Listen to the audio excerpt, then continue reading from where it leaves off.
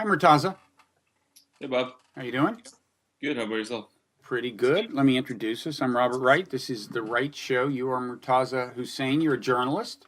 You work at the Intercept in New York. You've also written for the New York Times, The Guardian, The Globe and Mail, which is a Canadian periodical. And actually, right now you're in Canada because it's the holidays and you're from Canada.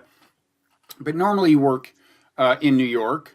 Now, I don't usually introduce people by reference to their religious affiliation, but I'm going to make an exception in your case. You are a Muslim, and we're living in a time when there's a lot of discussion about Muslims and Islam. And I want to talk about a couple of things today. One is what it's like to be Muslim at this moment in history, in the wake of Paris San Bernardino, and with in the middle of the Republican primary and Donald Trump and so on. And then I also want to talk about just what it's like to be a Muslim, period, or at least what it's been like for you, what your experience has been, what it's meant to you, spiritually, whatever.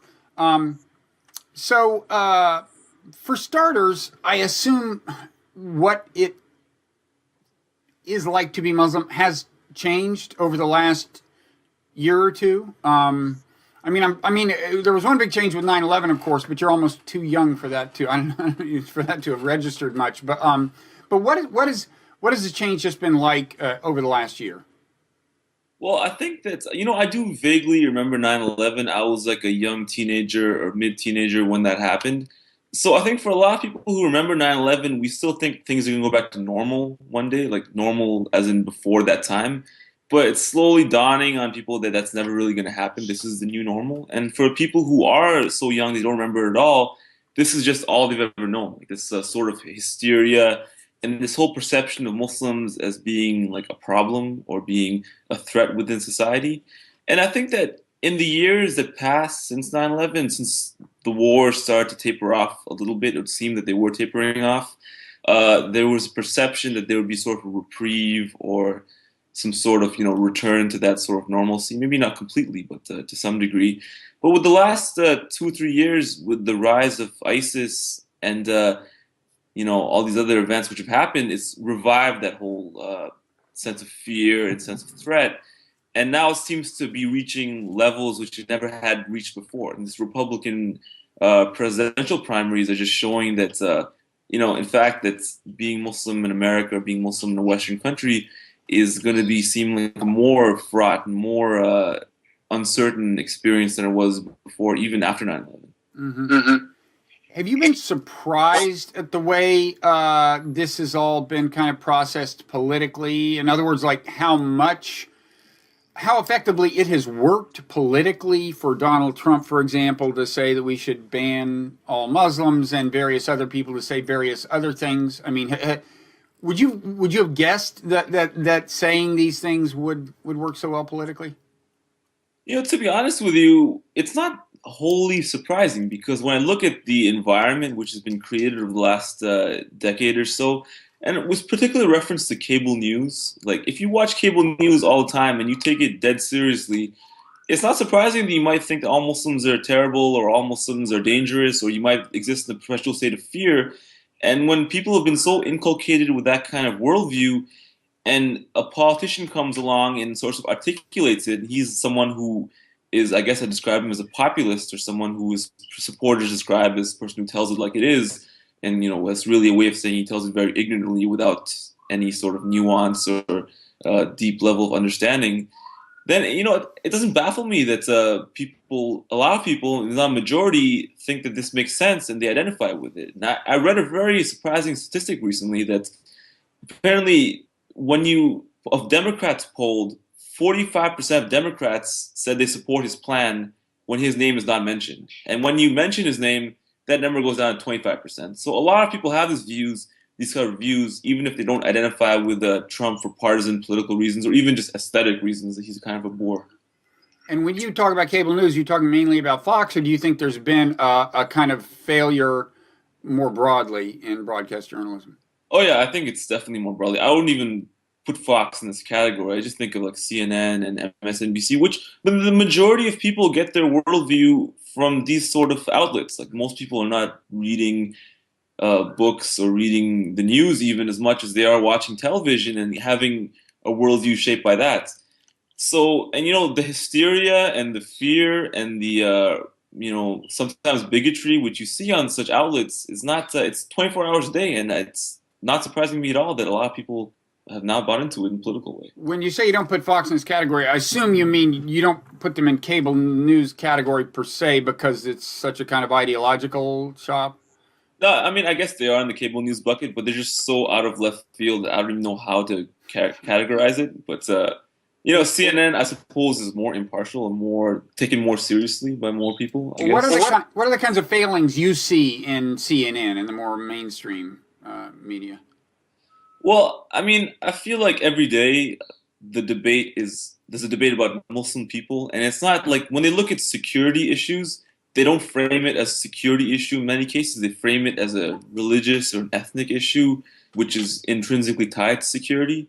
So all these things get mashed together, and then the net result of it is that Muslims become scary at worst, unassimilable aliens at best, and very occasionally do you actually have people who, say, well, these are Muslim people, they're Americans, their religion is maybe different from the majority, but they're not unprecedented in society.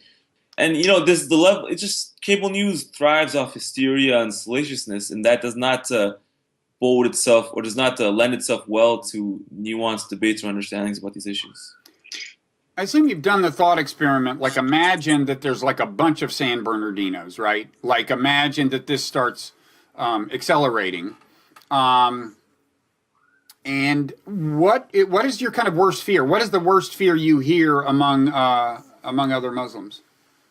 I mean, how bad do you think it could get, realistically? I hope it doesn't get that bad. But yeah, myself and pretty much everyone I know who's Muslim has had the same sort of thoughts that if this starts happening regularly, it could get very bad. It could. I'm not sure if I would say it would get to the level of what happened during World War II, but certainly. There's on one hand, there's a level of government hostility and hostility from law enforcement and intelligence agencies. And the other part, there's just alienation from your neighbors and your friends, because of course they associate with you with these acts which you had nothing to do with, and you were as appalled by as anybody else. But nonetheless, people start looking at you a bit differently. Your coworkers start saying, well, he's a Muslim or she's a Muslim, and they start associating you with that. And it's more a fear of, being alienated from your fellow people in society. And that's a very, very prevalent fear among a lot of people, in addition to and complementary to fears of government repression and, assaults by strangers and things like that. I would think that almost as bad as what people, coworkers or whatever, or neighbors say is that even if they don't say anything, you've got to wonder what they're thinking, right? Like I was thinking, after San Bernardino, when the two perpetrators' pictures were plastered everywhere, I was thinking, now, of course, you as a male, it's not like people look at you and know there's a Muslim. But I was thinking, like, what if you were a female Muslim and you choose to wear the hijab, just the scarf, the head covering, and you know that on those couple of days, everyone in America has been looking at that woman's picture, even if they were all thinking the most benign things about you, that's got to take a psychological toll, just wandering around and making the probably reasonable surmise that some of them are thinking unkind things about you. Yeah, absolutely. I've had this discussion with many people, women who wear or don't wear hijab, and they're like, I don't know how women are going around wearing hijab in the climate that's developing. I know a lot of women who just take it off out of fear or just out of, not wanting to be judged or viewed as the, living embodiments of Islam, walking around the streets in a time where, these sort of thoughts and feelings are going around generally.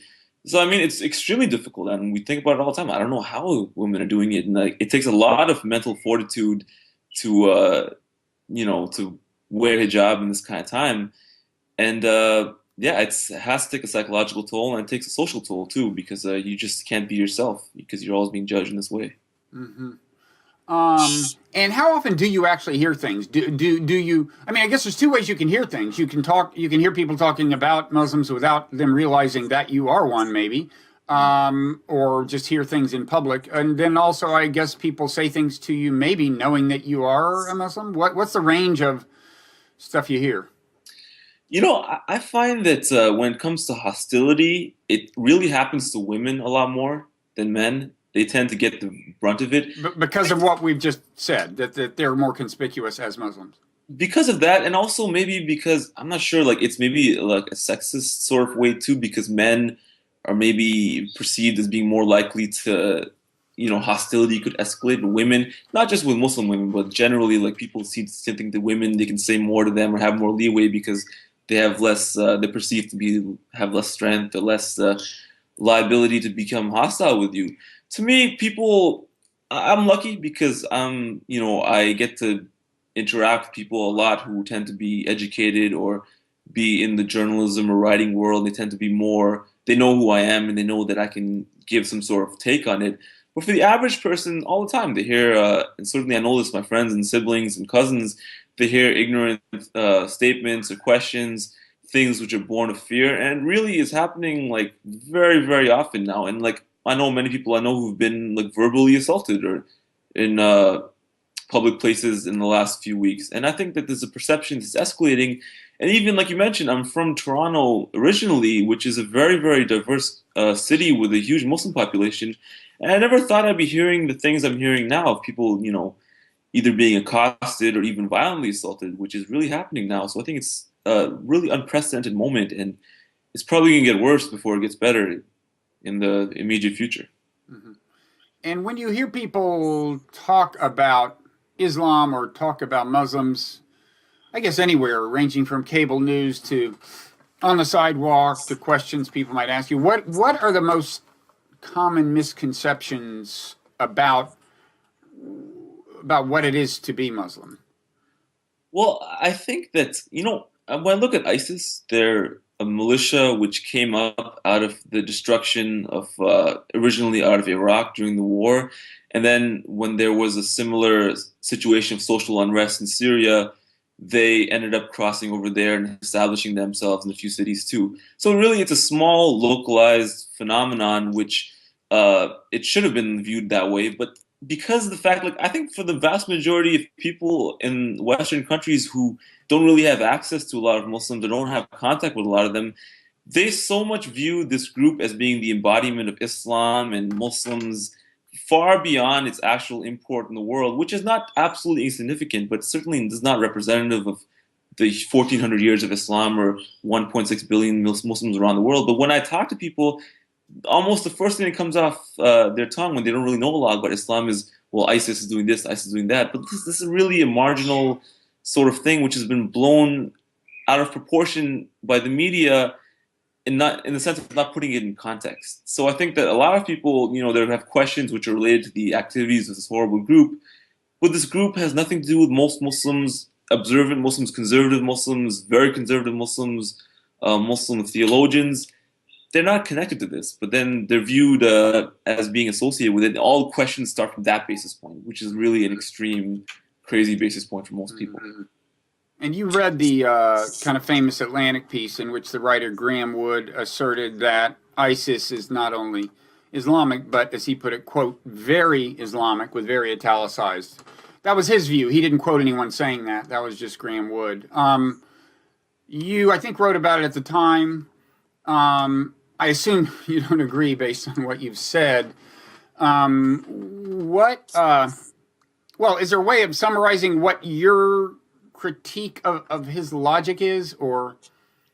Yeah, so I wrote a rebuttal to it in the Intercept, and essentially I read the article, and what struck me first of all is that this is somebody who probably only ever started looking into Islam in the context of this issue of terrorism or ISIS, whatever else it is.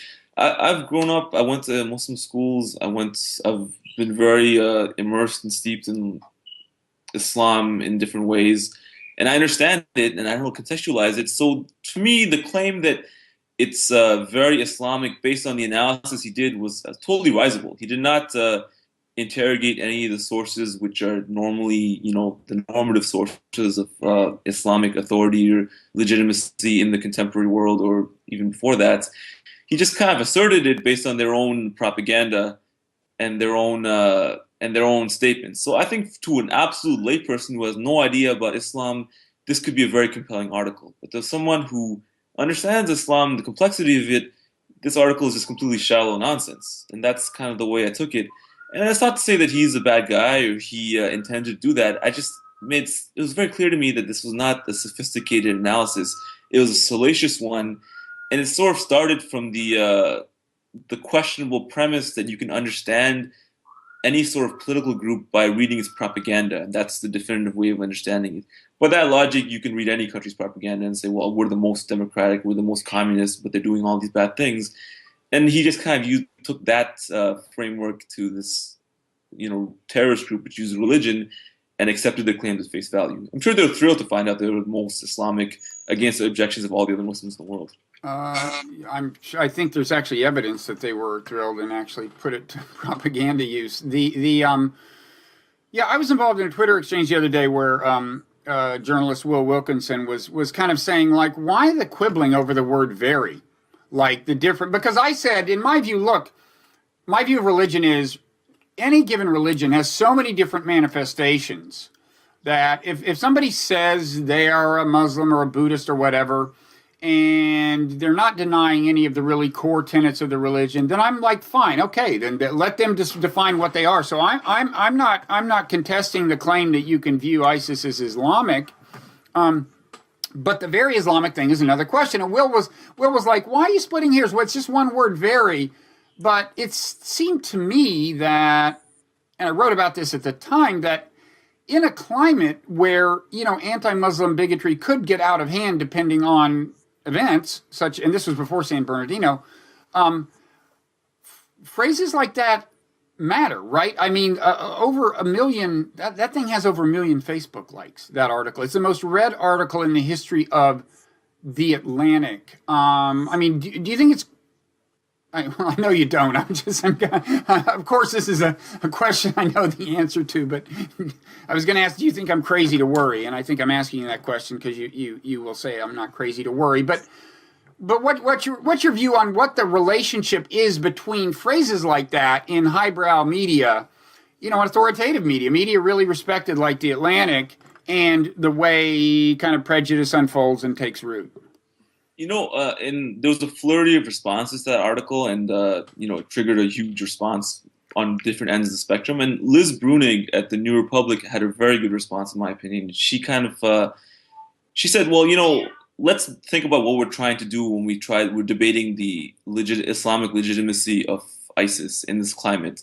And she's like, and her point was, I don't think that this is a purely academic exercise. It's an exercise, and Graham Wood is not an Islamic scholar. He didn't make an Islamic scholarship case. He was a layperson's case for this claim. If the purpose is to say that Islam itself necessitates or legitimizes the sort of horrific barbarity of ISIS, even though, despite the fact it horrifies most Muslims, then that'll be a Pyrrhic victory. That's not going to be a purely academic exercise. It's going to create the dynamic they want to create. Now, if Graham Wood was, he spent 40 years studying Islam, and somehow, which, Islamic tradition does not really lend itself to absolute answers in any question. It lends itself to ambiguity and a diversity of opinions. But if you prove by that logic, studying classical Arabic and the original text that Islam necessitates everything ISIS is doing, that's one thing. And I still don't think it would have been the right thing, maybe politically prudent thing to state in this climate, but I could respect that as a conclusion academically. But that wasn't that. That was kind of a thin analysis to sort of say, well, Islam does this, the truest Islam is this ISIS stuff, despite what all the Muslims around the world are saying, who are trying very hard to push against it, who are scholars and people who are versed in the tradition.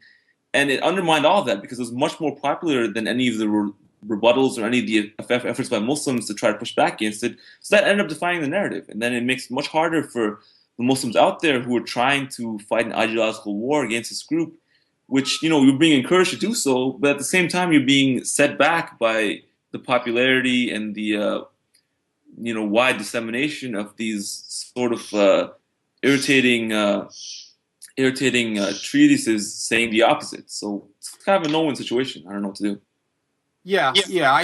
That's kind of my view. I mean, I wouldn't ask Graham Wood or anybody else to censor themselves in the sense of, I mean, just because something might be inflammatory, Right. but in a volatile atmosphere, if something is likely to be inflammatory, as that phrase I think is, I do think it's incumbent on you to make damn sure you can stand behind that phrase. And I don't think he has found a single scholar who will stand behind that phrase. He did quote Bernard Haeckel at Princeton saying a lot of things kind of around it.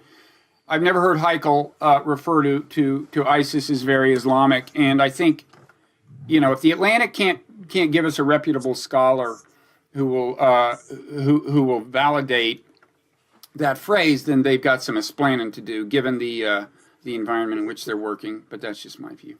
Absolutely. So so tell us then a little about Islam as you've experienced it. Like, and of course, this is just one person. I mean, the experience of any religion varies hugely across the religion, across geography, and various other demographic dimensions. But what's it been like for you? So you were, your parents were immigrants from Pakistan, or tell us the story. Yeah, I was born in Pakistan myself, and then as a child we immigrated to Canada, or first to Saudi Arabia and then to Canada. So my family's always been Muslim, and I was raised to be Muslim, and I went to Islamic school and learned how to read the Quran in Arabic and the conventional things that most Muslim families do. And I would analogize it to, a lot of Jewish families send their kids to learn Hebrew and study the Torah when they're kids, so they can have a grounding in that tradition, because that's the religious tradition they come out of. And we did the same thing. So I learned about Islam, and I've been a Muslim my whole life. And there's such a wide spectrum of Muslims on the lens of practicing. Like in the American discourse about it, Muslim is always put out there as a monolith, but there's a huge diversity of practices and beliefs.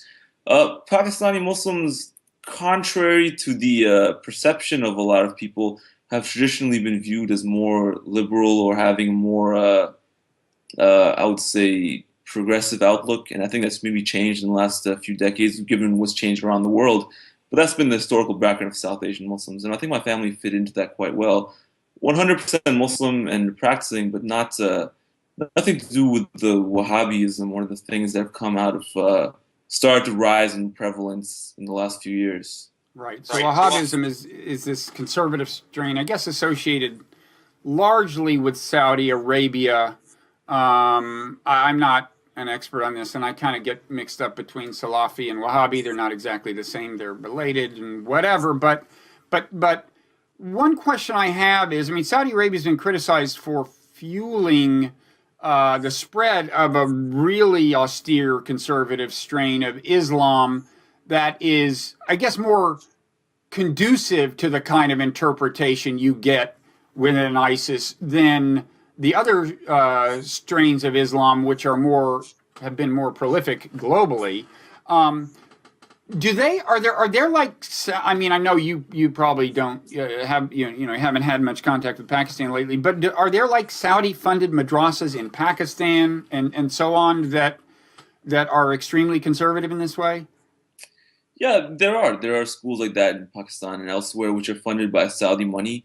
I was in Pakistan last year. I try to go like every year or 2 years, and you do see the influence. And I usually attribute it to the influence of Gulf Arab culture, because I think that more so perhaps than funding, which is still very important, it's the fact that a lot of people in the last few decades have gone to Saudi Arabia to work from Pakistan and elsewhere. My family was among them. And when they go there, they get very, everyone's impressed by wealth and power. So they go there and people are impressed by Saudi culture, which seems to be very affluent and developed, at least superficially. And then when that's the case, they go back home and that culture becomes influential. And I think even the United States has that dynamic a lot too, because people around the world want to imitate American culture because America seems rich and powerful. When you experience it up front, that can have a big impact. And that's in addition to the funding and things like that you hear about more. I say most madrasas are harmless. Maybe they teach, they offer a way for people from poorer families to get a subsidized education for their kids, and they're definitely not terrorist factories, like as long as some people have said. But there are ones which are more conservative, ones which I think are anathema to traditional South Asian culture or traditional South Asian Islam. And so there's been a change in Sunni Islam in the last few decades, which has been funded by oil money. And that's why when I hear certain commentators like Ayan Hirsi or Sam Harris very ignorantly and shallowly call for a reformation within Islam, I find that to be kind of ridiculous because this is the reformation that's happening right now. It's a bad reformation which started maybe 100 years or so ago, or maybe before that when Abdul Wahab first arrived in Saudi Arabia, where the Sunni Islam, which is built on all 1400 years of tradition, started to be attacked from inside by people we'd call the Wahhabis, and started to be attacked from outside by colonialism. And in that vacuum, all these new movements have come along. So on one hand, and in a way, it's been good for some people because it's allowed for gay Muslims and feminist Muslims to come around, but it's also allowed in the other spectrum for Wahhabis and ISIS people to come because there's no normative, like the normative Islam has been greatly undermined. And I think that the vacuum that's been created is the Reformation, and that's what we're going through right now. And like the Christian Reformation, it's been very bloody. So there's been a diversification within Islam. Is that what you're referring to as the Reformation, which the Protestant Reformation was too? And in fact, the Protestantism immediately began subdividing into branches, and so that too was kind of a process of diversification. Is that what you're saying? Yeah, so the breakdown of authority and legitimacy of traditional Sunni scholars, which they do have legitimacy and some authority, but much, much less so than they've had historically because of these events, has allowed for broad diversification of interpretations of Islam, ones which are good and bad. And I'm still optimistic in the long term that things will sort out. In the immediate term, things all seem bloody and terrible and messy. But right now, they're going through a very difficult time, and I think that's we're going to see more turmoil, but it's important to keep a bigger picture perspective on it. And it's inevitable. It's inevitable this is going to happen. And even traditional centers like the ones that still exist, like Al Azhar in Cairo, they're viewed as lacking a lot of legitimacy now because they've been wedded to these military states. So people are looking for guidance, and in that vacuum, someone on the internet or someone who's more, even someone who's more thoughtful and progressive, they have more authority than they've ever had before. And now, for that reason, you see a really confusing array of Islamic interpretations in Sunni Islam, at least. Mm-hmm. Mm-hmm. So there's kind of a spectrum of views on, I guess, to what extent you might say the religious ideology matters, or to what extent kind of the trouble begins with religious ideology. I mean, the kind of trouble you saw in San Bernardino, and to what extent it begins with kind of material conditions. So let's invading countries, occupying countries, that's an example of a material condition. Someone's alienation from society, that's a material condition. And then on the other side, there is, at the level of ideas, there are, ideas of interpretation of Islam and so on. It sounds to me like you're not dismissing the latter, right? I mean, it would be better if Saudi Arabia were not funding the stuff they're funding. It's just not the only thing. Yeah, you know what? I think that overwhelmingly material causes cause social phenomenon of violence and so forth. There are some people who are driven by ideology too, but I think as a general rule, people tend to pick up an ideology which seems to fit their material circumstances rather than make their circumstances fit their ideology. So people in Iraq, it was not surprising to me that when Iraqi society was developed and wealthy and had good healthcare and schools, the attraction of religious extremism was negligible. It was viewed always as the most progressive Muslim society for a long time. And in the chaos that happened over the last few decades, the bombings, the sanctions, the war, the torture, it's not shocking to me that extremist apocalyptic cult would arise there instead of a genteel civil society movement. And because of the internet and changes in the information technology, when an ideology starts to take root somewhere, it can spread to people who doesn't normally affect. So the people in San Bernardino, I was very appalled by it and shocked by it. But I knew that when ISIS came about and when it started to get so much attention, even if 0.001% of people look at this and be like, this is great or this seems attractive, that's still enough to do a lot of damage. And they got so much popularity and so much PR, I would say. It's not shocking to me that some people ended up buying the product in the ad, and which may have happened in San Bernardino and it's happened in other places as well too. So it's an inevitable result of these events, I think. And do you think the political reaction we talked about, in the form of kind of Donald Trump making these proposals that are obviously noxious from the point of view of Muslims and might lead Muslims to worry about the scale that the backlash could ultimately reach? Do those does that dynamic increase the number of Muslims who particularly in America, maybe are vulnerable to the ideology, or am I worrying too much about this? I think that what's going on right now is not unprecedented in the history of the last decade and a half or so. And most Muslims, like most people, when they're being oppressed, depending on the level of oppression, they won't respond in a way which is violent. They'll try to just grin and bear it and put their head through it. And even people who are upset about it and who are angry and feel alienated from society, there's an array of options. ISIS is a very apocalyptic, throw everything away option, and you really have to negate some of your humanity, I think, to go down that path.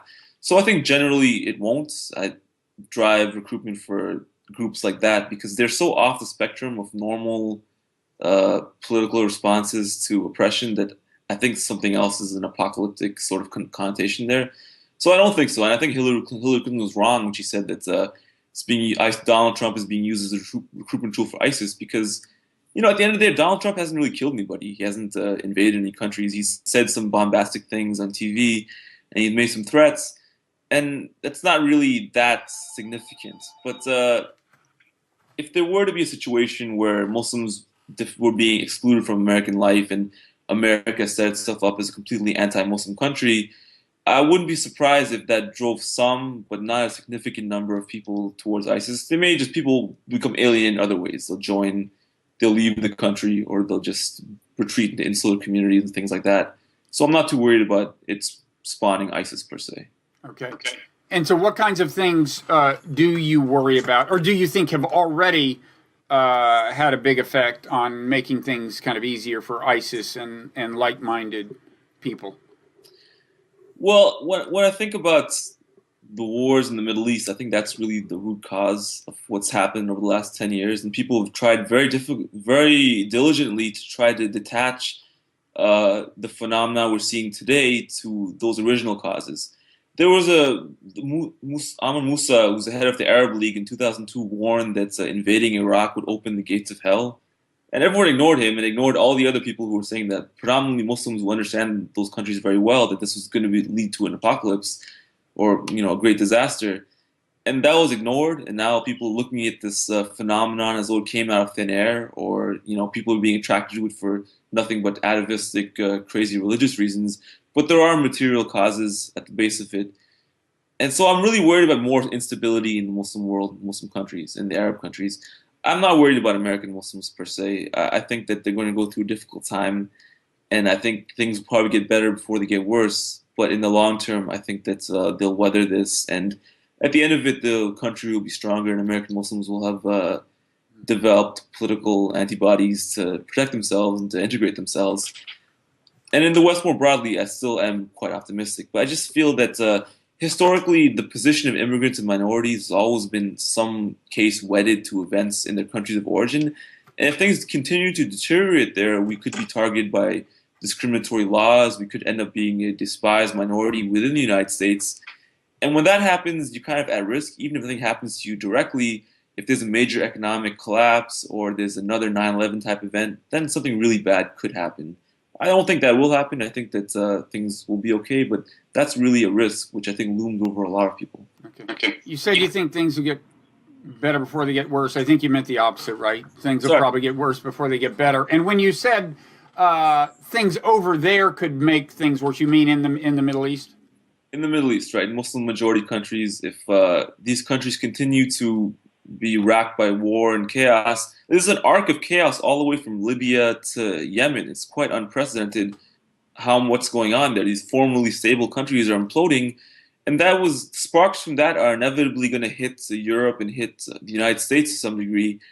And Muslim Americans are viewed as proxies for Muslim people around the world, just like Iraqi Christians were wrongly viewed as proxies for the West when the United States and England invaded. So, if that continues to happen, then we're inevitably going to suffer some of the blowback, and it's going to be harder to be a Muslim person living in the United States or Europe, even if you're just an ordinary person going to work and trying to live your life. For a number of reasons, government-based and social-based, that will become more and more difficult. But don't you think the thing that most worsens the climate for Muslims in America is actual violence in America? I mean, like a San Bernardino is worse than something in Mosul, but even worse than something in Paris, right? From the point of view of Muslims living in America. Oh, absolutely. And the thing is, I think that as long as, like, say, Iraq and Syria are imploding, and those ideological, corollaries to that, some people will act here, like even 0.001% of people who act here based on what's going on over there, or in some way connected to that, that can do a lot of damage. That will do, immeasurably more damage than if all the violence were to stay over there. But I think as long as the Middle East is imploding, all the violence won't stay over there. Some violence inevitably will be here. And the level of tolerance for it and the threshold for it, if it's viewed as being done by Muslims, is so low that it can cause real impact. So I think that some loser with a gun, and America's full of guns, and if he happens to be a Muslim loser, he can do immeasurable damage to millions of people who are otherwise integrated and hardworking and law-abiding, living in the same country as him. Right. Now, I can hear people saying in response to that, well, he doesn't just happen to be a Muslim loser. He is citing, ISIS, he is pledging allegiance to ISIS and so on. I assume one thing you're saying is that, like, it's kind of losers in a certain sense, in quotes, I guess, but it's not people whose lives are going swimmingly who wind up being attracted to extreme things generally, like ISIS, right? For the most part, not. People who are generally, in the case, it's not always the case, but for the most part, people who have the same things which draw people to drugs and gangs tend to draw them to these sort of Islamic extremist groups. And when I say loser, I say people who are marginal within Muslim communities. ISIS is hugely unpopular among Muslims, in large part because it's ruined the reputation of a lot of Muslim people. It's viewed as anathema to the actual Muslim tradition, and they kill more Muslims than anybody else. So the people who are doing this are ones who are hanging out in insular communities on the internet, or a relationship with their wife, which the two people can feed into each other's craziness. So that's those type of people who are not viewed as popular or have, they're not part of the mainstream at all by any means. Mm-hmm. So a question that I asked you before we started taping this, like last night as we taped this, some woman, I think intentionally, driving a car in Las Vegas, mowed down a whole bunch of people on a sidewalk. And there's a lot of stories, like 2 nights before that, there was some guy in a truck shooting people in Texas. Yeah. When you hear a story like that, I assume you're like right away, Yeah, myself and pretty much every Muslim person I know, the first reaction to any act of violence in the United States is, please God, just don't be Muslim. That's the number one fear and reflex. Because if the person is Muslim, there's going to be huge backlash and huge repercussions for that. And if it's not a Muslim, the news cycle will move on, and people will kind of contextualize it and say, oh well, X, just happened, the messed up thing that happened. But if a person is Muslim who commits a violent act in the United States, there's a sense of collective blame. So it's going to impact all of us. Whereas collective blame, we know to treat other communities, people as individuals, people as not see them as a monolith. But despite the incredible diversity of Muslims and the glaring fact that most of them are just law-abiding people, we tend to conflate all of their actions with the actions of even one individual. So anytime something like this happens, there's a great fear that you're going to be blamed for it. It's going to impact people's perceptions of you, and we're going to go further down this sort of path of mutual acrimony and distrust and other things in that vein. So I started to ask you about your life as a Muslim, not in this particular political context, but just your life as a Muslim. What rituals it involves, what beliefs it's infused you with, and what values and so on. Can you talk a little more about that? I mean, how is your life different from what your life would be if you were a Catholic or an atheist or something else? Yeah, like I remember before 9/11, I remember like being raised as Muslim before that time. And it's so amazing to me now, like I'm still shocked by it, how much the idea of being a Muslim has been problematized from that time. 'Cause before it was seen as, okay, you're Muslim, that means you don't steal and like you're honest and you give charity. Those were the things that like most like in your mind, even our own minds, that's how we define like how you can tell someone's a Muslim. Now it's become associated with terrorism and hatred and all these terrible things. But for me, in my own life, in my family's life, my friend's life, it was all about being a good person to others, not backbiting or lying, not stealing. And then there was existential sort of grounding because, you pray 5 times a day, or you strive to pray 5 times a day, you give charity. So that means you're on good terms with people around you, and you're also on good terms with your creator, and you have a sense of existential reassurance in that sense. So that was a very normal and that was a very comfortable Islam that existed for all of us. And now it's just become, you're constantly under siege almost, and it's become, you question yourself, like why, like what's all this stuff going on? And, you become viewed, and just part of your life, which was so normal and comfortable and rational, has now been viewed as a threat to global civilization on like a, tabloid caricature of what even the most rational, or sorry, the most reasonable assessment of the threat of Islamic extremism is. So, I mean, like, it's just, it's kind of sad because, you have to, like, everything's been politicized. Your normal human interactions have been politicized, and going to the mosque is now a political act, or it's an act which is viewed as suspicion, whereas before, it just used to be something you do to, touch base with your creator once a week and with the rest of your community. Now it's just all, I don't know how worse it might get worse before it gets better because people viewed Islam now as something scary.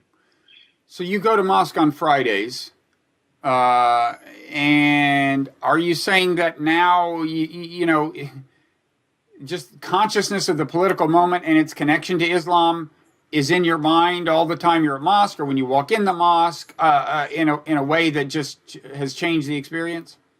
Absolutely, definitely. And I know a lot of people who are scared to go to the mosque these days because they think that any day now something bad's going to happen at the mosque. Or they don't want to send their kids to, like I went to a Sunday school, which is Islamic school that you go on Sundays. Normally in Muslim countries, you go on Fridays because that's when the weekend is. But it's a school where like you learn on the weekends, like learn how to read Arabic and stories of the ancient figures of Islam. But a lot of people are scared to send their kids to these kind of places now because they just feel like at worst something bad could happen. Some crazy guy could show up. Otherwise, what if the schools one day some guy goes there, is associated with XYZ, and now you're tarred with this. So it's become like sort of scary and not a comfortable thing anymore. And yeah, going to the mosque on Friday has now become a political, like there are political connotations to it because like look, it's not so political that it crowds out everything else, but it's not a normal and thing you don't have to think about at all anymore. It has to be something that's there is a political context now, invariably. So it sounds like the main thing you remember of the kind of, you might say, more innocent Islam of pre 9/11, as you experienced it, was a certain kind of moral conservatism. In the sense of just a real consciousness of not like doing wrong, where wrong includes things like stealing and so on. Is that has that been lost in the perception of Islam from the outside? I think definitely, like for average Muslims I know, like even leaving aside the fact that I myself am Muslim, I find the Muslim people I've known my whole life, they have a very, almost invariably, they have like a duty to be good, which I think is intrinsic to a lot of people in different religions, like looking at different things and trying to be what was the best person I could be in the circumstance. And that still exists, but just not get discussed, or it's hard to convey in a cable news soundbite that's all about security and terrorism, or what someone in XYZ area is doing on this day. So that discussion, and I think that people who know Muslims individually or more practicing Muslims maybe can experience it on a one-on-one level, but I find it very hard to convey in the media. But it was always the most important and deeply animating part of my own experience of being a Muslim, just that individual goodness, or individual striving to be good as a person, and in ways which are not alien at all to other religious traditions, or even among moral and ethical atheists either. Yeah, no, I certainly resonate. I mean, I was brought up as a Southern Baptist. I'm not one anymore, but I think there's a strong sense of the presence of a judgmental God, and that I think that kind of has outlived my faith. And I mean, it's like when you're brought up that way. I mean, you could describe it as just a strong sense of conscience, but it's powerful, and I've often thought that of the irony that in the United States, there's, you sense that among a number of evangelical Christians, certainly on the right, there's quite a bit of skepticism or suspicion of Islam. But the truth is, they have a lot in common. I mean, conservative Christians, like if you imagine, like if conservative Christian kids and Muslim kids are going to a public school, and there's some discussion of some policy that needs to be implemented, whether it's dress code or how kind of racy the school play should be, or profanity or anything. I mean, these two constituencies would, in theory, mobilize together and agree on all of these kinds of practical issues, right? Right. Like, historically and traditionally, there have been a lot of social conservatism among American Muslims too. And I think everything that's happened in the last 15 years has actually changed that a lot. The younger generation is much more into progressive causes and trying to reconcile that with Islam as well too. Whereas before, Muslim Americans were kind of like a heartland America constituency. A lot of them voted GOP. 70% of them voted for GOP before 9/11.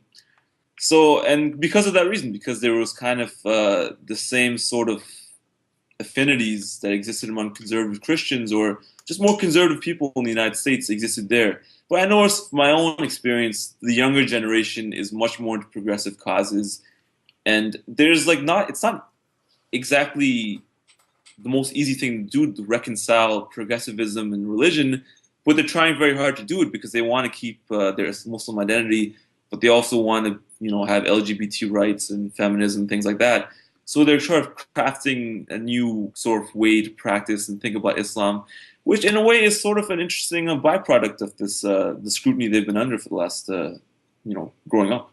Yeah. So is that partly the drift toward progressivism? Is that partly because in the post 9/11 environment they have found progressives being less harshly judgmental of Muslims than conservatives?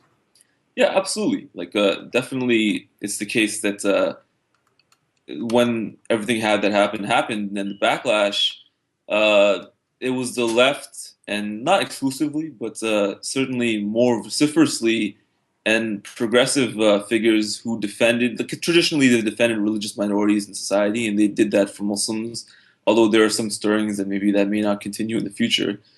So yeah, it certainly engendered sympathies for those people who are coming of age in that era, that, well, this guy is gay or left-wing or into causes which I don't normally support, but he's very supportive of us in our time of need. So then, it causes critical thinking. It causes you to reflect more upon your own traditions and beliefs and your morality.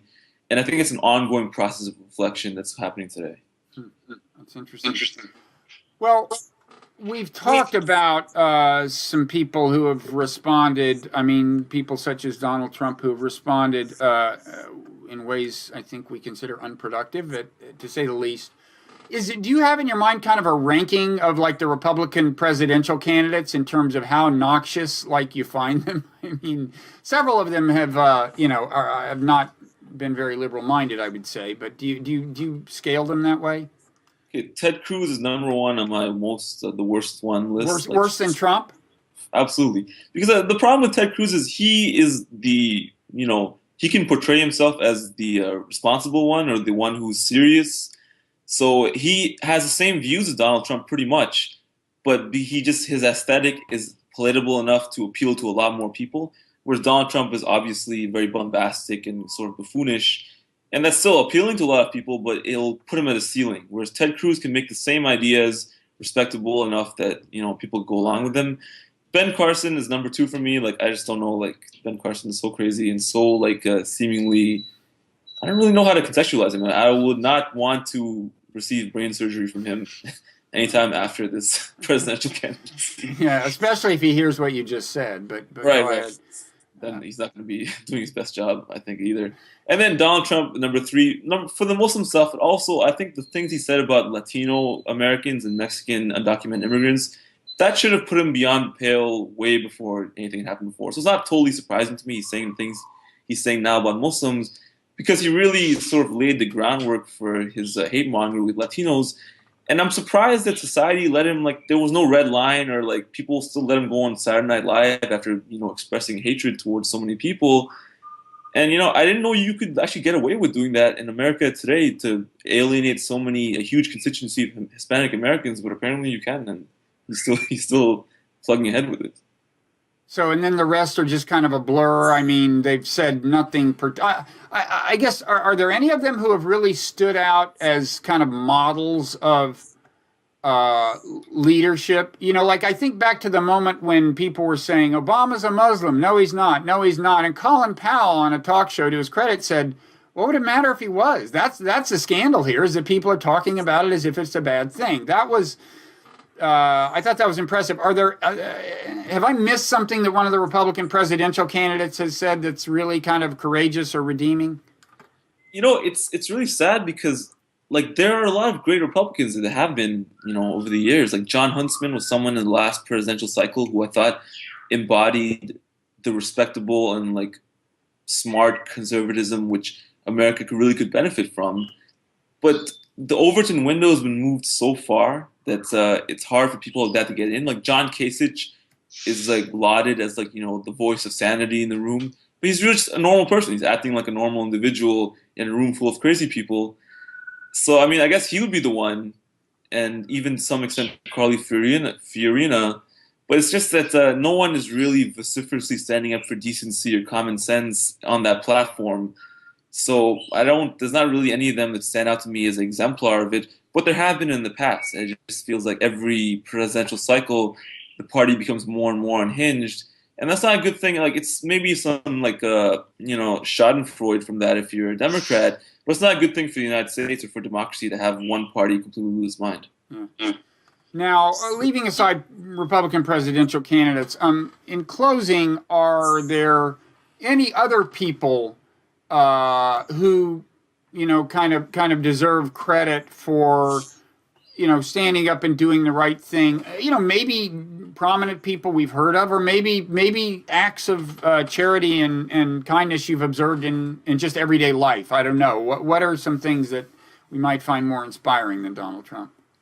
Well, I'm really inspired by all the people out there, like political figures, writers, media personalities, who in a moment of great social tension and fear and uncertainty have stood very strongly against the tide and spoken out on the behalf of Muslim Americans who are a minority, who are not very popular and under threat in some ways. And it's not easy to do that. In retrospect, it's always easy to say, well, I would have stood up for the Japanese or whoever else it was who was the boogeyman at the moment.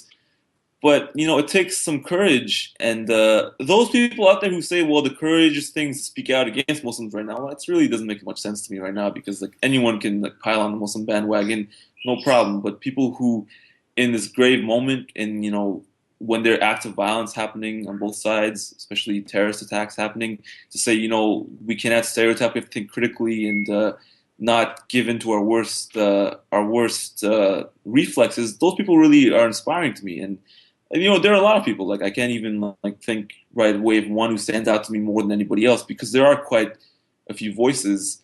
And I hope that they don't diminish. I hope that there are more people stand up for that sort of view. And as things maybe get a little more difficult as time goes on, and yeah, that's kind of what the people who think exemplify the best of America. Mm-hmm. Okay. Well, listen. Thank you so much for taking the time, Murtaza. Enjoy the rest of your vacation in, I guess, the relative calm of Canada. Thanks very much. Thanks for having me. Yeah. It is quite calm relatively, I guess. Yeah. Well, good. Enjoy it. Take care. Okay, take care, Bob. All right.